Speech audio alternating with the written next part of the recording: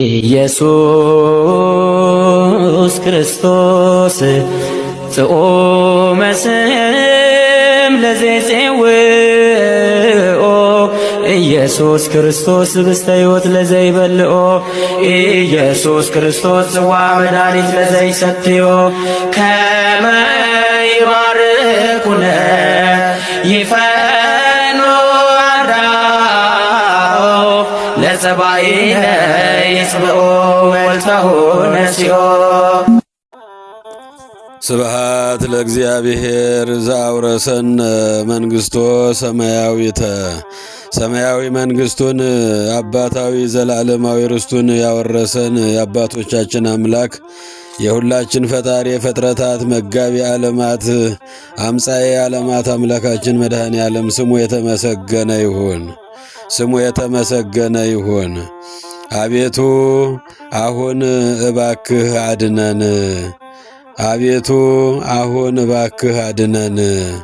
በደመ ክርስቶስ የተቀደሳችሁ ከአብራከ መንፈስ ቅዱስ ከማኅፀነ ዮርዳኖስ በጥምቀት ልጅነትን ያገኛችሁ በውጭም አገር በውጭ በውስጥም ያላችሁ የእግዚአብሔር ልጆች ይሄ ድምፅ ይሄ ቃል የሚሰማችሁ ሁሉ አባታችን አምላካችን ቸር ነውና በቸርነቱ መሐሪ ነውና በምሕረቱ ይቅርባይ ነውና በይቅርባይነቱ አንድ ብለን ዘወረደ ብለን ጀምረን 8ኛው ሳምንት ላይ ወይም ሆሳዕና ብለን ለምንጠራው ትንሹም ትልቁም ሕፃኑም አዋቂውም ሽማግሌውም ሁሉም በጉጉት ለሚጠብቃት ቀን ያደረሰን የአባቶቻችን አምላክ የሁላችን ፈጣሪ ስለማይነገር ስጦታው ስሙ ይክበር ይመስገን። ኦ እግዚኦ አድህንሶ፣ አቤቱ አድነን፣ አቤቱ እራራልን፣ አቤቱ ድረስልን፣ አቤቱ ጎዳናችንን አቅናልን።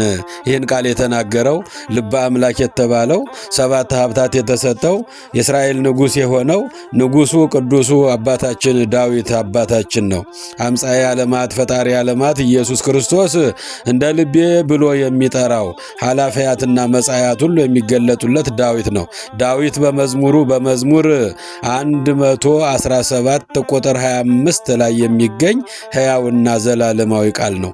የሆሳዕና በዓል ከመከበሩ ከ1000 ዓመት በፊት የነበረው ዳዊት በሕፃናት አንደበት አምላክ እንደሚመሰገን ፈጣሪያችን ሁሉ ነገር የተገለጠለት ዳዊት አባታችን የዘመረው ዝማሬ ነው። መዝሙር 117 ቁጥር 25 ላይ አቤቱ አሁን አድነን፣ አቤቱ አሁን አታደገን፣ አቤቱ አሁን ራራልን። ለጊዜው ከሮማውያን ቅኝ ግዛት ከሰቆቃ ከመከራ አቤቱ አድነን እያሉ እስራኤላውያን ይዘምሩት የነበረው ዝማሬ ነው። የእግዚአብሔር ልጆች ምእመናንና ምእመናት በሁለተኛ ደረጃ ፍጻሜው ግን አሁን አድነን ብሎ የዘመረው ዳዊት አባታችን ከ5500 ዘመናት በኋላ ከሲኦል እሳት ከሰቆቃ ከፍዳ ከመርገም አቤቱ ሰው ሆነህ ወርደህ ተወልደህ አድነን ማለቱ ነው። አባቶቻችን ሲተረጉም እንደዚህ ነው የሚተረጉሙት። ከ5500 የፍዳ የመርገም የመከራ ዘመን ከሲኦል እሳት አቤቱ አድነን ማለት ነው። አሁን ያለንበት 8ኛው ሳምንት ላይ ደርሰናል። እግዚአብሔር በቸርነቱ እዚህ አድርሶናል። 8ኛው ሳምንት ደግሞ ሆሳዕና ተብሎ ይጠራል። የእግዚአብሔር ልጆች ምእመናንና ምእመናት ሆሳዕና ተብሎ ይጠራል። ሆሳዕና ማለት ደግሞ በዕብራይስጥ ቋንቋ አሁን እባክህ አቤቱ አድን ማለት ነው። አሁን አቤቱ አድነን ተብሎ ይጠራል። አሁን አቤቱ አድነን ሆሳዕና ከ9ኙ የጌታ አበይት በዓላት አንዱ ነው። ከ9ኙ የጌታ አበይት በዓላት የአምላካችን የፈጣሪያችን በዓላቶች 18 ናቸው። 9ኙ አበይት በዓላት ይባላሉ። ምንም አይነት የሥጋ ሥራ የማይሰራባቸው አክብረናቸው የምንውላቸው 9 አበይት በዓላት አሉ። ከ9ኙ አበይት በዓላት አንዱ ሆሳዕና ነው። 9ኙ ንዑሳን በዓላት የሚባሉም አሉ። በአጠቃላይ የአምላካችን በዓላቶች 18 በዓላቶች ናቸው። ታዲያ ይህኛውን በዓል ሁሉም ሰው በጉጉት የሚጠብቀው ምነው አንድ ቀን ባልሆነ ምነው በተደጋጋሚ በመጣልን ብለን በእውነቱ በጉጉት የምንጠብቀው በዓል ነው። ከጌታ 9ኙ በዓላት አንዱ የሆነው አምላካችን ፈጣሪያችን አምላካዊ ስራውን የገለጠበት ሕፃናት አእሩግ ሁሉም ተሰብስበው ለአምላካቸው ዘንባባ እያነጠፉ ምስጋና ያቀረቡበት ቀን ነው። ሆሳዕና ስያሜው ሆሳዕና በአርያም እየተባለ ከሚዘመረው ከቅዱስ ያሬድ ዜማ የተወሰደ ነው። የእግዚአብሔር ልጆች ሆሳዕና ማለት አቤቱ አሁን አድነን ማለት ነው። በዕብራይስጥ ቋንቋ ሆሳዕና ማለት መድኃኒት ማለት ነው። በቀጥታም ሲተረጎም የክርስቶስ አዳኝነት የተነገረበት በሕዝቡ ታጅቦ በአህያ ተጭኖ ከደብረ ዘይት ወደ ኢየሩሳሌም ሕዝቡ ቅጠልና ልብስ እያነጠፉለት በሕፃናትና በአረጋውያን ሆሳዕና በአርያም ሆሳዕና ለወልደ ዳዊት እየተባለ የገባበት ታላቅ አብይ በዓል ነው። የቢታንያ ድንጋዮች ያመሰገኑበት የእግዚአብሔር ልጆች ምእመናንና ምእመናት የእግዚአብሔር ልጆች የቢታንያ ድንጋዮች አፍ አውጥተው እንደ ሰው ለአምላካቸው ምስጋና ያቀረቡበት ቀን ነው። አዎ ታሪኩ የሚነገርበት ሳምንት ነው። ይሄ ሳምንት ጌታችን 33 ዓመት ከ3 ወር ወንጌለ መንግሥትን እያስተማረ ድውያንን እየፈወሰ ጎባጣን እያቀና አይነ ስውራንን እያበራ ለምጻሞችን እያነጻ አጋንንትን እያወጣ የሞተውን እያነሳ ልዩ ልዩ ተአምራት አምላካዊ ሥራ ሲያደርግ ኖሮ መጋቢት 22 ቀን ጥንተ ሆሳዕናው መጋቢት 22 ቀን ነው። ዑደተ ሆሳዕናን ሊያሳያቸው ከደቀ መዛሙርቱ ጋራ ሁለቱን ወደፊት ሂዱና ሂዱ ወደፊት ሂዱና ሁሩ ሀገረ ዘቅድሜክሙ ከፊታችሁ ወዳለ ሀገር ሂዱ፣ ሰው ያልተቀመጠበት የአህያ ውርንጭላ ታገኛላችሁ፣ ፈታችሁ አምጡልኝ። እንግዲህ የእግዚአብሔር ልጆች ሆሳዕና በዓልን አራቱም ወንጌላውያን በተለያየ ህብር በተለያየ ትርጉም ጽፈውታል። አራቱም ወንጌል ላይ የምናገኘው ሕያውና ዘላለማዊ ቃል ነው። ሂዱ ሁሩ ሀገረ ዘቅድሜክሙ ከፊታችሁ ወዳለው ሀገር ሂዱ፣ ሰው ያልተቀመጠበት የአህያ ውርንጭላ ታገኛላችሁ፣ ፈታችሁ አምጡልኝ። ለምን ትፈቱታላችሁ የሚላችሁ ቢኖር በሉ እግዚኡ ይፈቅዶ፣ እንዲህ በሏቸው። በማርቆስ ወንጌል ምዕራፍ 11 ቁጥር 4 ላይ ጌታ ይፈልገዋል በሏቸው አላቸው። ከዚያም አመጡለትና ልብሳቸውን ጎዝጉዘውለት በሕፃናትና በአእሩግ አንደበት እየተመሰገነ የሰላም ዘመን ምሳሌ የሆነ አህያን ተጭኖ ከደብረ ዘይት በብዙ ሺህ ሕዝብ ታጅቦ ወደ ኢየሩሳሌም ሲጓዝ ደቀ መዛሙርቱ ፀሐይ ከአህያው ፊት ሆና ስትሰግድለት ምድሪቱ ብርት ስትመስል መላእክት ከሰማይ ወርደው ዙሪያውን ከበው ሲነጠፉለት ሲያመሰግኑት አይተው ልብሳቸውን ከመሬት እያነጠፉ ቡሩክ ዘይመጽእ በስመ እግዚአብሔር በእግዚአብሔር ስም የሚመጣ እግዚአብሔር ነኝ ብሎ የሚመጣ የተመሰገነ ነው፣ በእግዚአብሔር ስም የሚመጣ የተባረከ ነው እያሉ አመስግነውታል። ሕፃናቱም የሰሌን ዝንጣፊ ይዘው ሆሳዕና በአርያም እያሉ አመስግነዋል። ሕፃናቱም 3 ክፍል ናቸው። የእነሱ ምስጋና ከመላእክት ምስጋና ጋር ሲሰማ ኢየሩሳሌም ተናወጠች፣ አይሁዶችም ደነገጡ።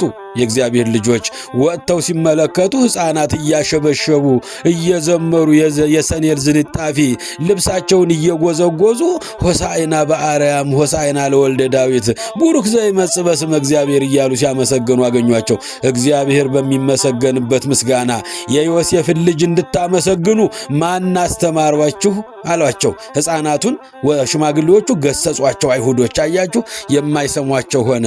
ከዚያም ወደ ጌታ ሄደው አዝዞሙ ለሕፃናት ከማያርምሙ ሕፃናት ዝም እንዲሉ እዘዛቸው፣ ዝም አሰኛቸው እንጂ ለምን ሲጮሁ ዝም ትላቸዋለህ ብለው አምላካችንን አነጋገሩት። ለስም አጠራሩ ክብር ይግባውና አምላካችን ኢየሱስ ክርስቶስም እንዲህ አላቸው፣ ሕፃናት ለእማ አርመሙ እሎንቱ አእባን ይኬልሁ። እየሰማችሁ ነው የእግዚአብሔር ልጆች። ሕፃናትን እንዳይዘምሩ እንዳያሸበሽቡ ዝም እንዲትሉ ቢንዲዱ ብከለክሏቸውም እነዚያ እኮ አይባ ነው ያመሰግኑኛል አለ። የቢታንያ ድንጋዮች ያሸበሽቡልኛል፣ ይዘምሩልኛል፣ ያመሰግኑኛል አለ። ለእማ አርመሙ እሎንቱ አይባን ይኬልሁ አዝዞሙ ሕፃናትን እዘዛቸው አሉት። እነዚህ ዝም ቢሉ ድንጋዮች ያመሰግኑኛል አለ።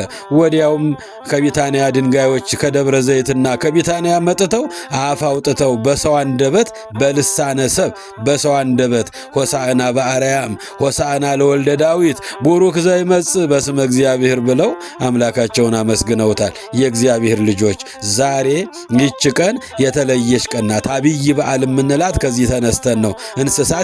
እንስሳት ሳይሆኑ ሕፃናት በአንደበታቸው አፍ ያልፈቱ ሕፃናት ያመሰገኑበት፣ ሕፃናት ሲከለከሉ ከቢታንያና ከደብረ ዘይት ያሉ ድንጋዮች አፍ አውጥተው ለአምላካቸው ምስጋና ያቀረቡበት ቀን ነው። በዚህ ቀን ከቤት አይዋልም። በዚህ ቀን በመቅደሱ መገኘት ነው። በዚህ ቀን ማሸብሸብ ነው። በዚህ ቀን መዘመር ነው። በዚህ ቀን ትሕትናውን፣ ደግነቱን፣ ቸርነቱን የምናይበት ቀን ነው። እነዚህ ሕፃናት ዝም እንዲሉ እንኳን ብትከለክሏቸው ከደብረ ዘይትና ከቢታንያ ያሉ ድንጋዮች አፍ አውጥተው እኮ ያመሰግኑኛል አለ። ይህን በተናገረ ጊዜ ከቢታንያ ከደብረ ዘይት ያሉ ድንጋዮች እየተሽከረከሩ መጥተው ሆሳዕና በአርያም ሆሳዕና ለወልደ ዳዊት ቡሩክ ዘይመጽእ በስመ እግዚአብሔር እያሉ እግዚአብሔር አምላካቸውን አመስግነውታል። በዚህ ሁኔታ ቤተ መቅደስ ገብቶ አምላክነቱንም ገልጧል። በአራቱም ወንጌላት ተጽፏል። በማቴዎስ ወንጌል 21ኛው፣ በማርቆስ ወንጌል 11ኛው፣ በዮሐንስ ወንጌል 12ኛው ላይ የእግዚአብሔር ልጆች አራቱም ወንጌላት ይህንን ታሪክ ዘግበውት እናገኛለን። ስለዚህ በዓሉ ከሁሉ የበለጠ አብይ ትልቅ በዓል ነው። አይሁድም በጊዜው ያደርገው ለነበረ ትምህርትና ተአምራት ቅናት አድሮባቸው ቢመክሩበት ጊዜው ስላልደረሰ አልተሳካላቸውም ነበር። ይልቁንም ከዚህ ቀን ጀምረው እንያዘው፣ እንስቀለው፣ እንግደለው እያሉ ምክር የጀመሩበት ቀን ነው። እየሰማችሁ ነው። እንስቀለው፣ እናሰቃየው፣ እንግደለው እያሉ ነገር እየሰሩ ክስ እያደራጁ አምላካቸውን አሳልፈው ለመስጠት ሲሳለቁ ሲማከሩ የሰነበቱበት ሳምንት ነው። ክፉ ምክር ያጠኑ ነበረ። ስለዚህ ሰኞ ማክሰኞ ለምክር ተሰብስበው ባይሳካላቸው ረቡዕ ተሳክቶላቸው ካደሩ በኋላ አርብ እንደሚሰቅሉት ተስማምተዋል። ጌታም በነቢያት ያናገረው ትንቢት በዚህ ዕለት በአህያ ተጭኖ ወደ ኢየሩሳሌም በመግባት ፈጽሞታል። ይህም ጥንተ ዑደት ሆሳዕና የተደረገበት ቀን ሲሆን አሁን ግን እሁድን ሳይለቅ ወደ ላይ ወደ ታች እያለ ስለሚውል በቀኑ መመልከት ይገባል። ይህም የሆነበት መጋቢት 12 ቀን በጥንተ ሆሳዕና መጋቢት 12 ቀን ነው። አሁን ግን ወደ ላይም ወደ ታችም አባቶች በሰሩት ስርዓት መሰረት ወደ ላይም ወደ ታችም ቀኑ ሊቀየር ይችላል። የእግዚአብሔር ልጆች ሆሳዕና ማለት በቀጥታ መድኃኒት ማለት ነው፣ ወይም አሁን አድነን ማለት ነው። ሆሳዕና ማለት የእግዚአብሔር ልጆች ሆሳዕና ማለት ሆሻዕና ከሚል ከዕብራይስጥ ቃል የተገኘ ሲሆን ትርጉሙ እባክህ አሁን አድነን ማለት ነው። በሰሙነ ሕማማት ጸሎተ ፍትሐት ስለማይፈጸም ጸሎተ ፍትሐቱ ሁሉ የቤተ ክርስቲያን ስርዓት የሚፈጸመው በዚች በሆሳዕና ዕለት ነው። በሁለተኛ ደረጃ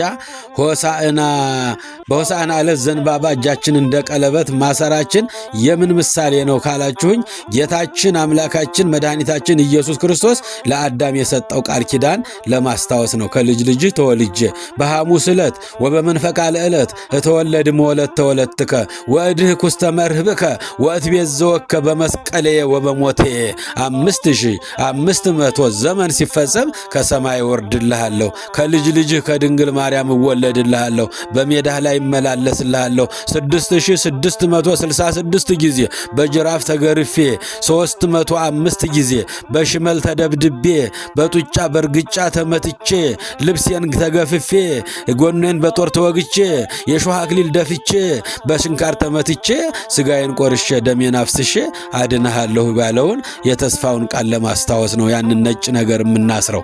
እየሰማችሁ ነው የእግዚአብሔር ልጆች? አዎ ቀለበት እናስራለን። ቀለበት የምናስረው እግዚአብሔር ለአዳም የገባውን ቃል ኪዳኑን ለማሰብ ነው። በሆሳዕና ጌታችን ለምን በአህያ ተቀመጠ? ጌታችን ለእመቤታችን የገባላት ቃል ኪዳንም ተምሳሌት ነው። ይሄ ሁለተኛው የእግዚአብሔር ልጆች ነጭ ነገር የምናስረው በሆሳዕና ለምን ቀለበት እናስራለን ካላችሁ ጌታችን ለእመቤታችንም የገባላት ቃል ኪዳንም ምሳሌ ነው። አዎ የገባላት ብዙ ቃል ኪዳን ስላላት ያንን እናስባለን። ጌታ ለእስራኤላውያን የሰጣቸው ቃል ኪዳን ተምሳሌት ነው። ጌታ ለአዳም ከሰይጣን ግዛት ነፃ እንዳወጣው ሁሉ እኛም ከሰይጣን ግዛት ከመከራ ሥጋ ከመከራ ነፍስ ከክፋትና ከኃጢአት አውጣን፣ ማረን፣ ለንስሐ ሞት አብቃን፣ ከቤትህ አትለየን፣ እንደ ቸርነትህ ይቅር በለን ስንል ለጌታ ዳግም ሰላም እንዳናጠፋ ቃል የምንገባበት ቀን ነው። የእግዚአብሔር ልጆች ምእመናንና ምእመናት በሆሳዕና ጊዜ ጌታችን ለምን በአህያ ላይ ተቀመጠ? ጌታችን በዕለተ ሆሳዕና ለምን በፈረስ ላይ አልተቀመጠም? ትንቢቱና ምሳሌው ሊፈጸም ነው። አንቺ የጽዮን ልጅ በትንቢተ ዘካርያስ ምዕራፍ 9 ቁጥር 9 ላይ አንቺ የጽዮን ልጅ ሆይ ደስ ይበልሽ፣ እጅግ ደስ ይበልሽ። አንቺ የኢየሩሳሌም ልጅ ሆይ እልል በይ፣ እነሆ ንጉሥሽ ጻድቅና አዳኝ ነው፣ ትሑትም ሆኖ በአህያና በአህያይቱ ግልገል በውርንጫይቱ ላይ ተቀምጦ ወደ አንቺ ይመጣል። ይሄ ትንቢት የተነገረው ከመቀመጡ በፊት ነው። የእግዚአብሔር ልጆች በአህያ የተቀመጠበት ሌላው ምክንያት ትሕትናን ለማስተማር ነው። ተመሃሩ ምኔ ወተመሃሩ ምኔ፣ ከእኔ ተማሩ፣ እኔ የዋህ ነኝ በልቤም ትሑት ነኝ። በማቴዎስ ወንጌል ምዕራፍ 11 ቁጥር 29 30 ላይ የምናገኘው ቃል ነው። ወተመሃሩ ምኔ፣ ከእኔ ተማሩ፣ እኔ የዋህ ነኝ በልቤም ትሑት ነኝ። የዋህ የሆነው አምላክ፣ ትሑት የሆነው አምላክ፣ ደግ የሆነው አምላክ፣ ታጋሽ የሆነው አምላክ ይሄን ሊያስተምረን ዘግ በሆነችው ትሑት በሆነችው ታጋሽ በሆነችው መከራ በምትችለው በትንሿ በአህያ በፍጥረት በአህያ ላይ ተቀምጦ አሳይቶናል። ትሕትናን ሊያስተምረን ነው።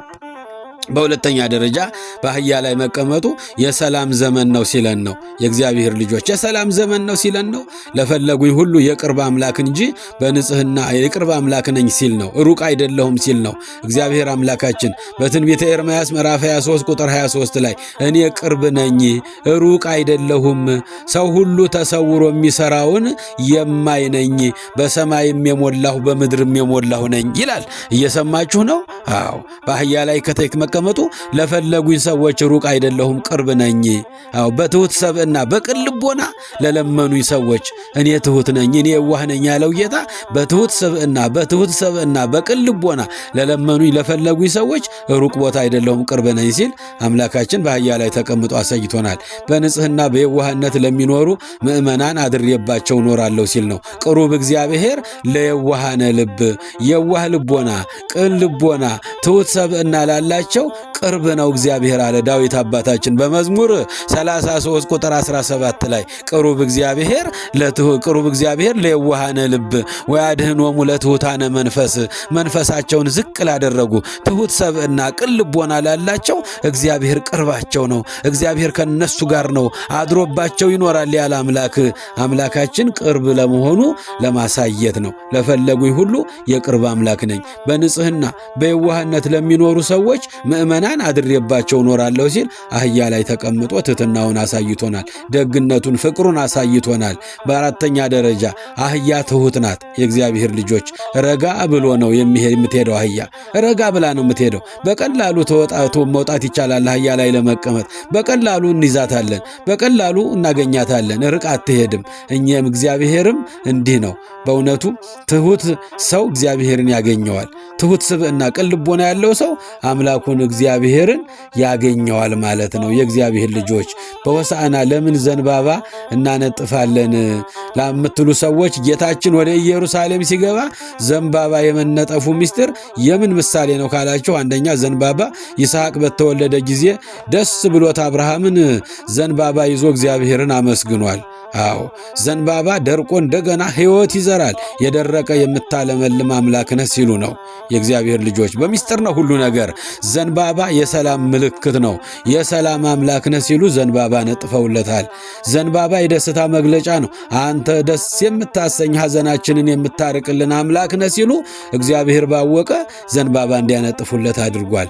ዘንባባ እሾሃማ ነው። አንተ ሕያው አሸናፊ አምላክ ነህ ሲሉ ዘንባባ እሳት አይበላውም ለብልቦ ይተወዋል እንጂ ጌታም አንተ ባህሪህን የማይመረመር ነው ሲሉ ነው። ሕዝቡ ከልብሳቸው ሌላ ስንት አይነት ቅጠል አነጠፉለት። ምን ሳለ ጌታችን ኢየሱስ ክርስቶስ ልብሳቸውን ማንጠፋቸው ለክብሩ መግለጫ ነው።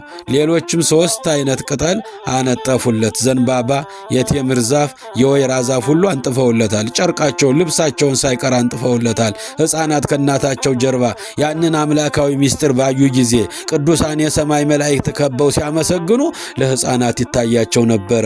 እምአፈ ደቂቁ ሕፃናት አስተዳሎ ከስብሐተ፣ ከሕፃናት አንደበት ምስጋና ምስጋናን አዘጋጀህ፣ ከሕፃናት አንደበት ምስጋናን ተቀበልክ። በመዝሙር 8 ቁጥር 2 ላይ ነቢየ እግዚአብሔር ልበ አምላክ ዳዊት ሕፃናት ሲያሸበሽቡለት ይታየው ነበረ።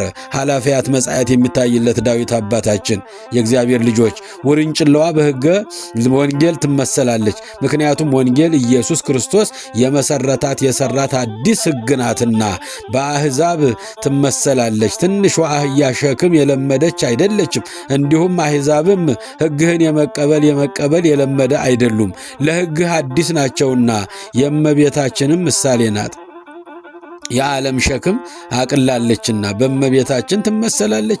እመቤታችን የድህነት ምክንያት ጌታን የተሸከመች ንጽሕት እንከን የሌላት እናት ናትና የእግዚአብሔር ልጆች ማፈ ደቂቅ ወሕፃናት አስተዳልወከ ስብሐተ ከሕፃናት አንደበት ምስጋናን አዘጋጀህ፣ ከሕፃናት አንደበት ምስጋናን ተቀበልክ። ዳዊት አባታችን ቀድሞ ያየው ሚስጥር ቀድሞ ያየው ትንቢት የተፈጸመበት ቀን ነው። ከጌታችን ከአምላካችን ከፈጣሪያችን ከዘጠኙ አበይት በዓላት አንዱ ነው።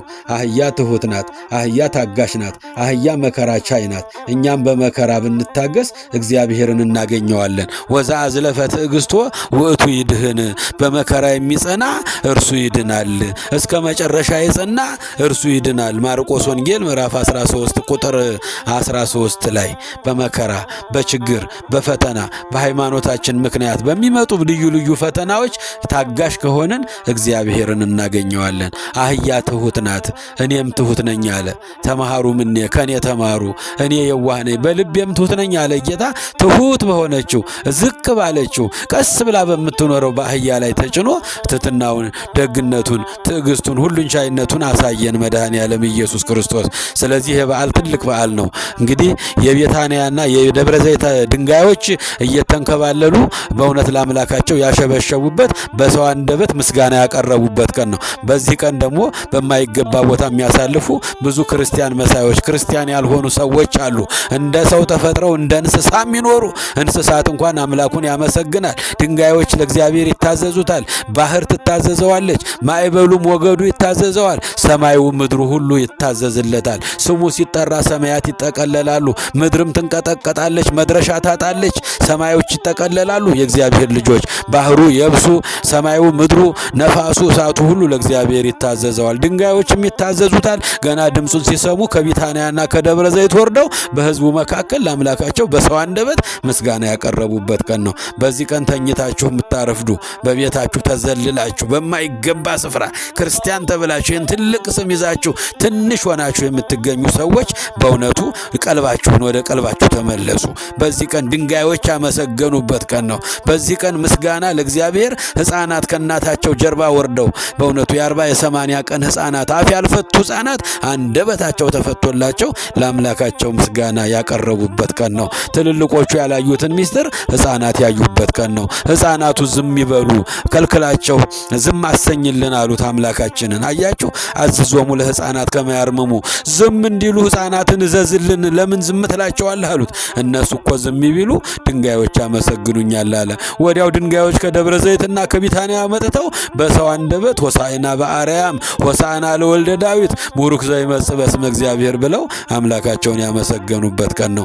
አምላካችንም ወደ መቅደስ የገባበት ነው። ነጋዴዎች፣ ለዋጮች፣ ሻጮች ለዋጮችን በእውነቱ ሸቀጠኞችን እያወጣ የገለባበጠበት ቀን ነው። ቤተ መቅደሱን የሚያጸዳበት ቀን ነው። ለዚህ ቀን ያደረሰን ቸር ነውና በቸርነቱ መሐሪ ነውና በምህረቱ ይቅር ባይ ነውና ይቅር ባይ በቅርባንቱ ለክብርት ትንሣኤው በሰላም ያድርሰን።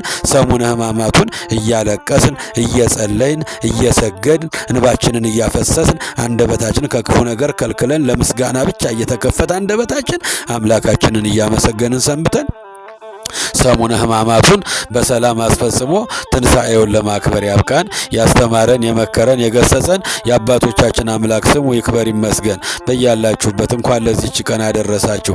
ደግሞ እድሜ ሰጥቶ ሳምንቱን በሰላም አሳልፈን ለትንሣኤው እንዲያደርሰን ቅዱስ ፈቃዱ ይሆንልን። ይቆየን። አሜን። ኢየሱስ ክርስቶስ ጽኦመ ስም ለዘይጼውኦ ኢየሱስ ክርስቶስ ህብስተ ሕይወት ለዘይበልኦ ኢየሱስ ክርስቶስ ጽዋ መድኃኒት ለዘይሰትዮ ከመ ይባርኩነ ይፈኑ አርዳኦ ለጸባኢነ ይጽብኦ ወልተሁ ነሲኦ